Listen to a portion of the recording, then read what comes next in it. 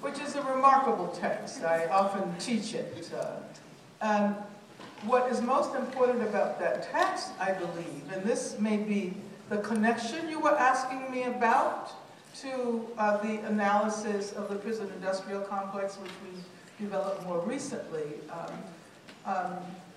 Foucault wrote Discipline and Punish in the early 1970s as a direct response to the prison uprisings that were happening all over the world, especially in the United States. Attica, 1971, but also in France. Foucault was a member of an organization that was called Centre d'information sur les prisons, Center of Information about Information Center about the prisons. And he wrote, believe it or not, Discipline and Punish, so that prisoners would be able to use this analysis to further their own cause. And he saw himself as a spokesperson of the prisoners. Foucault, well, I should be giving a lecture here, but I'll say that the first time Foucault ever visited a prison, he went into Attica in the aftermath of the uprising in 1971, the 1971 uprising. Prison industrial complex. Fast forward some time. Well, I should say that in the mid-70s also you had the emergence of, or even before that, a conceptualization of prison abolition. The abolition of imprisonment as the dominant mode of punishment. It comes not from Foucault, but it comes from Quakers. And that actually might seem strange, but Quakers introduced the idea of the prison in the first place. So it was quite appropriate that they would, a couple of centuries later, call for its abolition. Prison industrial complex is a concept that was first used, a term that was first used by Mike Davis in describing the shifting of the agricultural industry in California to a prison industry. And in 1990, maybe about 1997 or 1996, a group of us decided we wanted to make an intervention into the whole prison crisis. And at that time, people were very reluctant to support anything having to do with prisons. The law and order discourse was so powerful that most people, when they thought about prisons, they only thought about crime. They only thought about criminals. And so we thought that if we use the term prison industrial complex, it would shift, it had the potential of shifting popular discourse from a focus primarily on crime and punishment to an understanding of punishment in relation to a whole another set of issues. Punishment in relation to racism, punishment in relationship to gender, punishment in relation to economic exploitation. And so we define the prison industrial complex not as a place, not as the actual structures, but rather as a set of relations. As a set of relations supported by the kinds of discourses that Michel Foucault writes about in Discipline and Punishment. Relations between prisons and corporations, relations between prisons and the media, prisons and the political realm, etc. And it was actually quite amazing that people started to use the term prison industrial complex. I don't know how many of you had heard of prison industrial complex. You see, far more people than have read Black Reconstruction. So, but thank you. I'm sorry, I could go. I could speak for the next hour about that, and I probably shouldn't have spoken at such great length. But thank you for asking that question. Okay. Hi. I just want to know what your thoughts were on the current Supreme Court case regarding affirmative action and how you felt about that. Yeah, affirmative action. Let me see if I can be really, really succinct. And I'll say that affirmative action has acquired a really bad reputation because people assume, and this is the argument that we always hear, that it's about individuals. It's about this individual who is being given opportunities that other individuals don't have. So it's about saying that this individual should get this job or should be admitted to this institution. But if you read Cheryl Harris, who has a wonderful analysis in her piece, it's an extended legal essay on property and whiteness. And she argues that affirmative action has never been about individuals. Individuals happen to benefit from it, but it's always been about uplifting entire communities.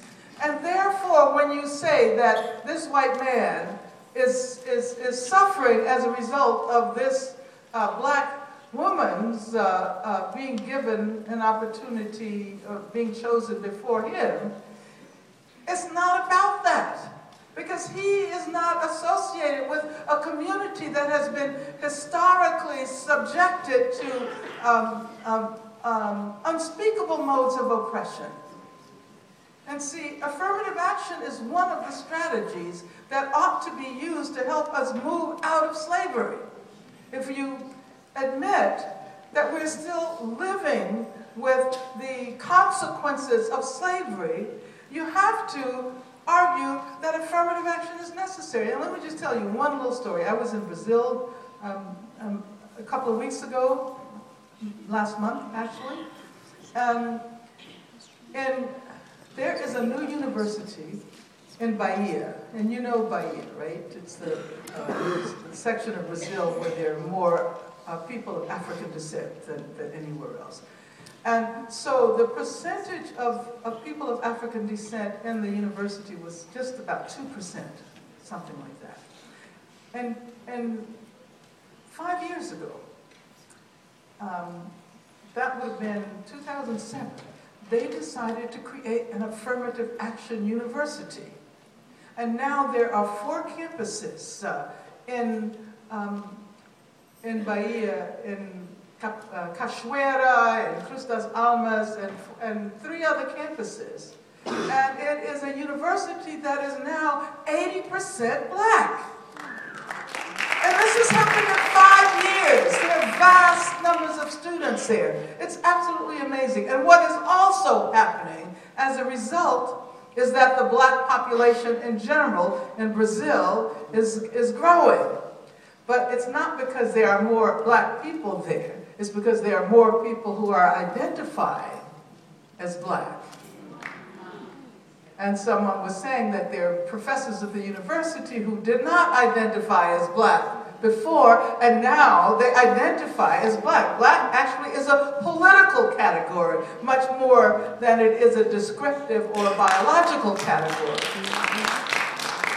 But thank you very much for the question.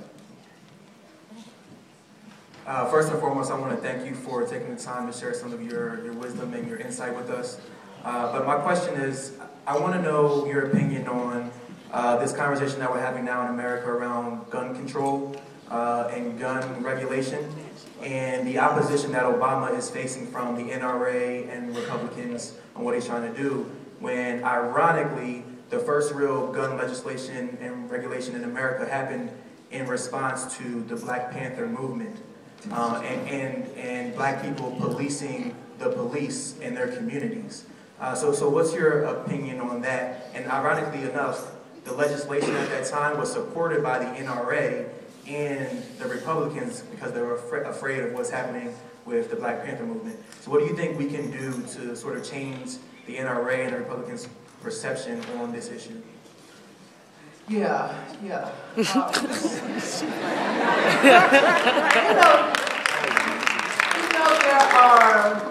there are more guns proportionally in this country than in any other country in the world. There's something like 300 million guns. And that doesn't even count the guns that the police and the military have. Well, yeah, we could have a long conversation about that. And I'm really glad you brought up the question of the Panthers, the emergence of the Black Panther Party as an effort to monitor the police who continue to occupy Black communities.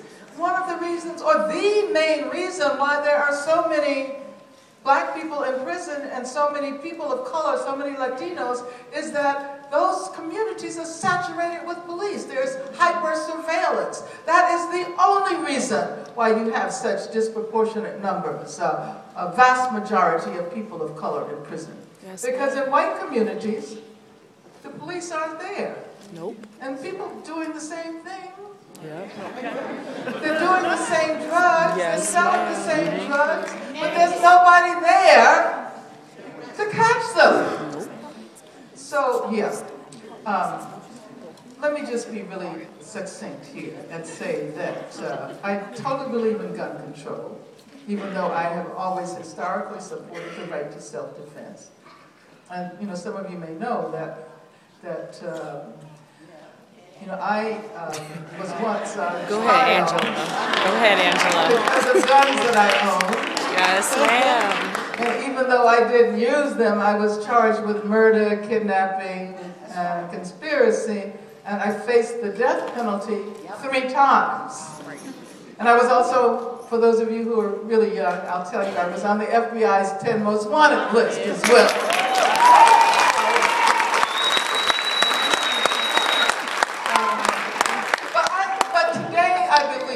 That we have to rid this society of guns. But that will mean not only taking away all of the guns that civilians have, but also de-arming the police and the military.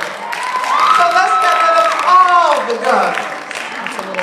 And then I think we'd be in a much better position to create the kind of society that Dr. Martin Luther King wanted. Yeah, I don't know if that's going to work. Angela, it's a little too wishful thinking, and we can sit down and talk about this further. My question is about independent politics.